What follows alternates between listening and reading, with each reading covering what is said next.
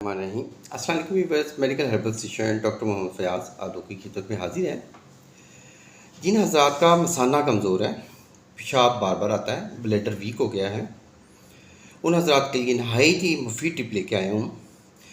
मगज़ करंजवा और तिल सफ़ेद, इन दोनों बराबर वज़न ले लें, इनका पाउडर करवा लें, मिक्स कर लें अच्छी तरह।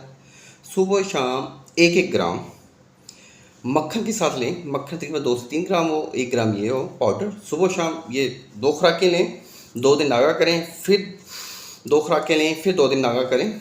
ऐसा अमल अगर आप 10 बार करेंगे तो इंशाल्लाह 10 दिन के अंदर अंदर जिन हज़रात का ब्लैडर वीक है, मसाना कमज़ोर है, इंशाल्लाह मसाने को ताकत भी मिलेगी। बार बार जिन हज़रात को पेशाब आता है, सफ़र सही तरह से नहीं कर पाते, सफ़र में डिस्टर्बेंस होती है, तो उन हज़रात को ये मेरा तोहफ़ा है। जिन हज़रात को फ़ायदा हो कमेंट्स में अपनी राय के साथ ज़रूर करें। अल्लाह आपका हामी नासिर हो। शुक्रिया, जज़ाकल्लाह। अल्लाह हाफ़िज़।